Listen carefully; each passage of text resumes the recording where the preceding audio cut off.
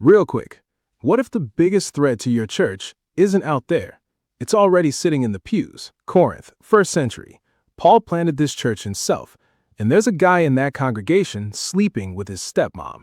Not rumor, not gossip, straight up, out in the open, everybody knows. And here's the gut punch.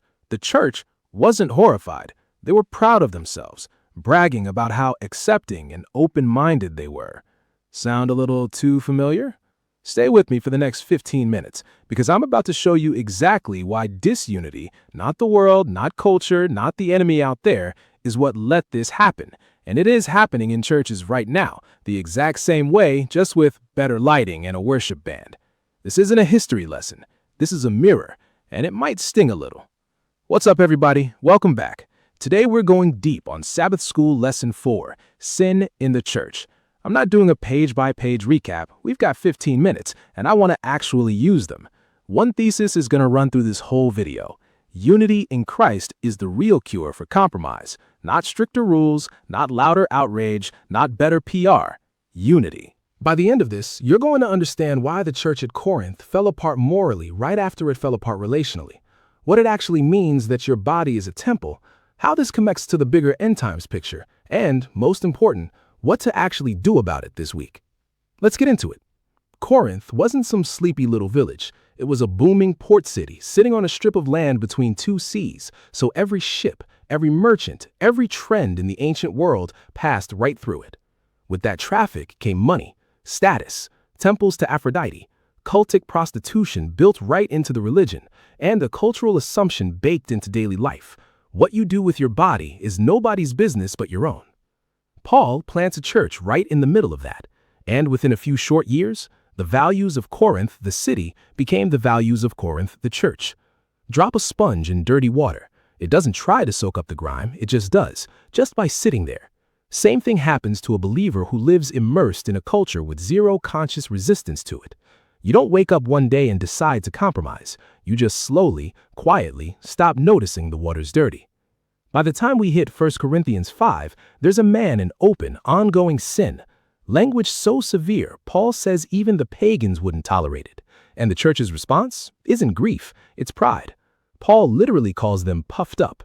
They were congratulating themselves on how broad-minded they were while a guy's soul was falling apart in front of them. Here's the part almost every Sabbath school discussion skips right past. Look at the structure of the letter. Chapters 1 through 4, before sexual sin ever comes up, are entirely about division.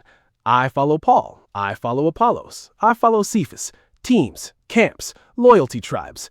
The church was fractured way before chapter 5 even starts. And a fractured church cannot see straight, period. When you're spending all your energy defending your team, protecting your favorite leader, guarding your turf, you don't have the relational closeness left over for real accountability.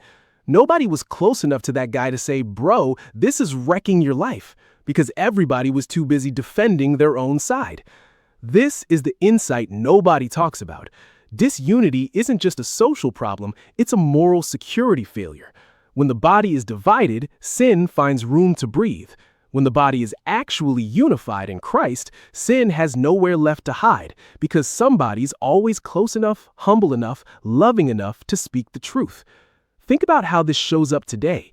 We fracture over politics, over worship style, over which pastor we trust, which podcast we listen to, who's too liberal or too legalistic, and while we're throwing shade at each other inside the building, moral compromise, the actual enemy, just walks right through the unguarded front door.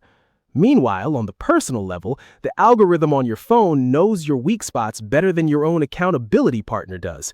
It feeds you one small compromise at a time, until, just like Corinth, you're not shocked by things that used to shock you.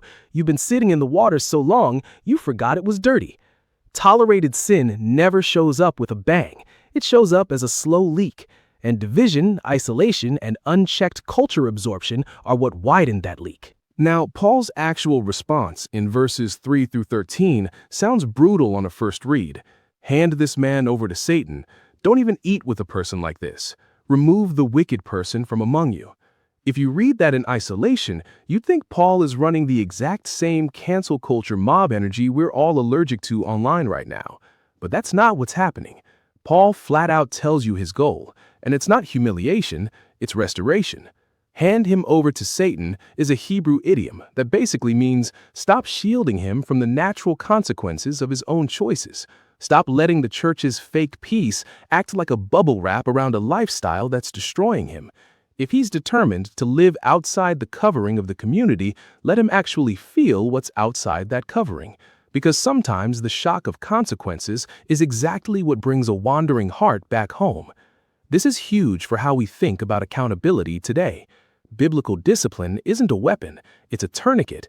Looks brutal in the moment, but the entire point is to stop the bleeding so the person can actually live. Paul says later in 2 Corinthians that when this same guy repented, the church needed to forgive him and comfort him so he wasn't crushed by excessive guilt. Confrontation, consequence, repentance, restoration. That's the whole cycle. If your version of discipline stops at confrontation and never gets to restoration, you didn't practice Paul's model. You practiced something else, wearing his words as a costume. And here's the line people miss completely. Paul never once tells individual believers to go be the world's moral police. Verse 12, "What business is it of mine to judge outsiders? Aren't you supposed to judge those inside?" Translation, your job isn't to condemn your unbelieving coworker, neighbor, or cousin for how they live. That's not your assignment. Your assignment is your own house. And we've gotten this backwards for years, loudly judging people outside the church who we have zero covenant relationship with, while quietly tolerating the same exact stuff inside our own walls, because confronting a friend or a donor or favorite member feels way too uncomfortable. Paul's order is the opposite. Grace toward those outside. Loving, restorative accountability toward those inside, because we actually belong to each other. Here's the verse that reframes this entire lesson. Do you not know that your bodies are temples of the Holy Spirit? You are not your own. You were bought at a price. Think about what a temple actually was. Not just a building. It was the meeting place between a holy God and his people. The place where nothing unclean was allowed near, because the presence itself lived there. Now, hold that image and hear Paul again. Your body, your actual, breathing, walking body, has become that meeting place. The Holy Spirit doesn't just visit you on Sabbath morning. He lives in you. The sanctuary didn't disappear at the cross. It moved. It moved into you. That's why this isn't just don't break the rule. It's way heavier than that. To join yourself to sin isn't just crossing an item off a list. It's smuggling something profane into the most holy place there is. And bought at a price, in Corinth, everybody knew exactly what that phrase meant. Slave market language. A person bought at auction no longer belonged to themselves. Their choices, their body, all of it now belonged to whoever bought them. Paul takes that brutal image and applies it to the cross. Christ didn't buy a subscription for partial access to your life.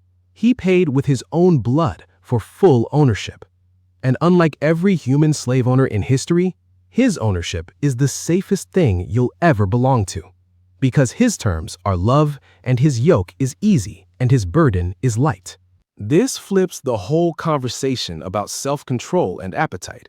It's not, don't do that or God will be mad. It's, you've already been bought out of slavery into the safest ownership in the universe. Why crawl back into old chains? Now, in chapter 6, Paul quotes a slogan that was floating around the Corinthian church. All things are lawful for me. Sounds like something you'd see printed on a t-shirt today.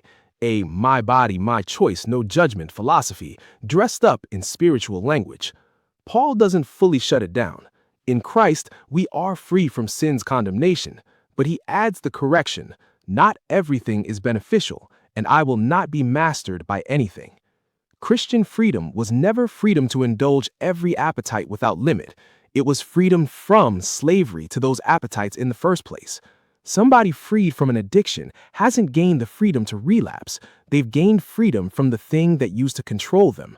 That's the freedom Paul's talking about. Corinth twisted grace into a license when grace was always meant to be a liberation. Then Paul answers a bunch of real questions the church actually sent him about marriage, about singleness, about whether celibacy is somehow more spiritual. And his answer is remarkably balanced. Marriage isn't a lesser, tolerated concession. The marriage bed is honored, and sexual intimacy within marriage is a mutual gift, mutual authority given to both husband and wife, which was radical in a culture that only handed authority to husbands. But he also doesn't elevate marriage above singleness like it's the only complete Christian life. His actual instruction is, whatever situation you're in, whatever gift God gave you, live it out fully devoted, undistracted. That's freeing for literally everybody watching this right now. Married, single by choice, single by circumstance, waiting. Your worth, your holiness, your usefulness to God isn't tied to your relationship status. It's tied to your consecration. This connects to something bigger than just Corinth. Revelation 18 says, "Come out of Babylon." That call isn't just geographic. Babylon is a system, counterfeit worship, blurred values, spiritual compromise that absorbs God's people slowly, quietly, the exact same way Corinth's culture absorbed that church. The three angels' messages in Revelation 14, worship the Creator, reject counterfeit authority, keep His commandments with patient endurance. None of that is a random checklist. Sexual purity, appetite control, Sabbath faithfulness are all the same underlying question. Whose temple are you? Whose ownership do you actually live under? Whose water have you been sitting in? Ellen White made this connection too, that indulgence in wrong appetite weakens every function of the body, and even professed Christians, by feeding perverted appetite and passion, cripple their own spiritual and mental power. She doesn't separate moral sin from physical habit the way we do today. What you feed your body and your senses either sharpens or dulls your ability to hear the Spirit's voice. That's exactly why sexual immorality shows up right next to drunkenness and idolatry in Paul's list. Unchecked appetite in one area doesn't stay contained, it spreads. Let's get real for a second, because this can't just be an interesting Bible study. If there's something in your life you've been staring at for so long it stopped shocking you, pause right here. Not to shame you, just to be honest with yourself for 10 seconds. Maybe it's a relationship you know God never blessed. Maybe it's a habit you keep promising to quit and keep breaking that promise. Maybe it's something on your phone late at night that used to bother your conscience and somehow doesn't anymore. Has the water stopped looking dirty to you? Here's what I want you to hear. God is not asking you to punish yourself into holiness.